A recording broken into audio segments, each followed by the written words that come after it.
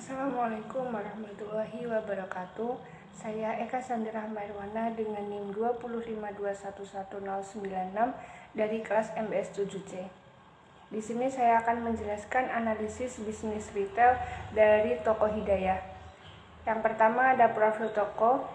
Nama toko adalah Toko Hidayah dengan pemilik keluarga Ibu Yusri, beralamatkan di Jalan Mawar, nomor A4 Perumahan Jalan Gumpang Baru, nomor 1, Dusun 1, Gumpang, Kabupaten Sukoharjo, Jawa Tengah. Toko ini didirikan pada tahun 2004 dengan modal sebesar Rp2.750.000. Selanjutnya, produk apa saja yang dijual di Toko Hidayah? Ada makanan ringan seperti roti, wafer, keripik, serta ada minuman seperti le mineral, kopi, fresh tea, susu, dan lainnya. Selanjutnya ada juga ATK seperti pensil, pulpen, buku, serta tip X, dan kebutuhan rumah tangga seperti gas serta galon aqua.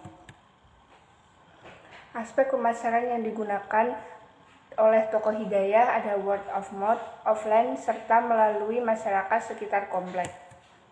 Selanjutnya aspek SDM dari Toko Hidayah.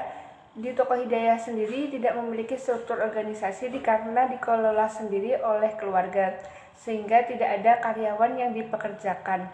Toko Hidayah buka mulai pukul 6 pagi hingga 9 malam. Lokasi dari usaha Toko Hidayah yang dijalankan oleh Ibu Yusri beralamatkan di Jalan Mawar nomor 10, Gria Gumpang Baru, RT 6 RW 3, Gumpang, Kartasura, Sukoharjo. Lokasi usaha dari Ibu Yusri ini terbilang strategis dikarenakan letaknya yang berada di sekitar pemukiman warga yang padat penduduk. Dengan adanya Toko Hidayah ini memudahkan masyarakat sekitar untuk dapat memenuhi kebutuhan sehari-harinya. Dalam pemenuhan kebutuhan sehari-hari, warga sekitar perumahan tidak perlu keluar jauh-jauh dan sangat terbantu dengan adanya Toko Hidayah. Selanjutnya, tata letak ruang yang bisa dilihat pada gambar di atas dengan keterangan ada kasir 9 kiloan, air mineral, serta rokok dan alat kebutuhan mandi dan lainnya bisa dilihat pada gambar. Kemudian analisis manajemen relasional bisnis retail. Rata-rata barang yang tersedia berasal dari beberapa supplier. Misalnya Toko Hidayah menjadi pangkalan gas resmi sehingga mendapatkan pasokan gas dari Pertamina. Selain itu dari supplier PNG, yakni beberapa produk rumah tangga dan perawatan bayi. Selain mengandalkan dari supplier, Ibu Yusri juga menambah stok barang melalui belanja di laris. Selanjutnya ada analisis perilaku konsumen dari Toko Hidayah. Konsumen sebagian besar merupakan warga sekitar dan beberapa juga dari luar daerah. Mereka lebih memilih berbelanja di Toko Hidayah dikarenakan letak toko yang lebih dekat dari rumah sehingga lebih hemat waktu. Selain itu, harga barang-barang yang dijual relatif lebih murah jika dibandingkan toko-toko sekitar.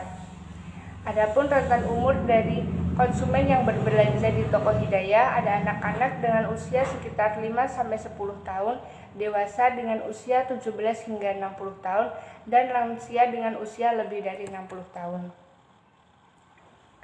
Selanjutnya ada testimoni konsumen interview dengan karyawan.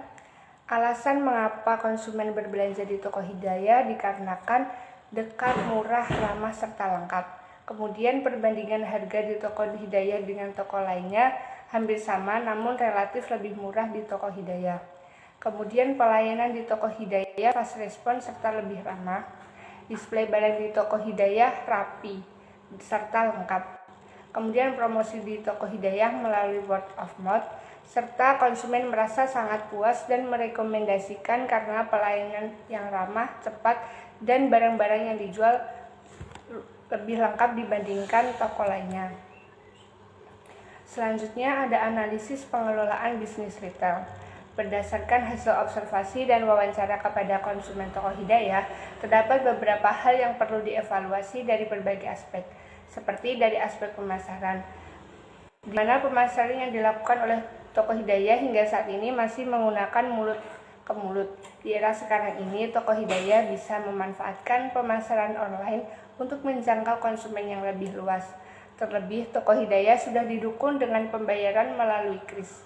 Selain itu, penataan atau display produk yang kurang rapi, sebaiknya toko Hidayah melakukan penataan ulang terhadap produk-produknya, sehingga konsumen akan lebih tertarik untuk bisa melakukan keputusan pembelian di toko Hidayah. Jadi, dari paparan materi yang sudah dijelaskan, maka dapat disimpulkan bahwa toko Hidayah merupakan toko pribadi milik dari Ibu Yusri yang berdiri sejak tahun 2004. Secara umum, pengelolaan toko sudah baik, namun terdapat beberapa hal yang perlu dibenahi mulai dari pembuatan profil. Pembuatan profil dapat dimulai dari dibuatnya visi dan misi toko. Selain itu, toko Hidayah juga perlu untuk membenahi penataan atau display produk untuk kenyamanan konsumen.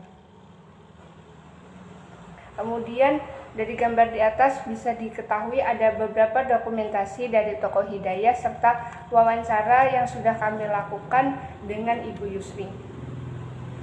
Mungkin cukup itu saja yang bisa saya sampaikan. Kurang lebihnya saya mohon maaf. Wassalamualaikum warahmatullahi wabarakatuh.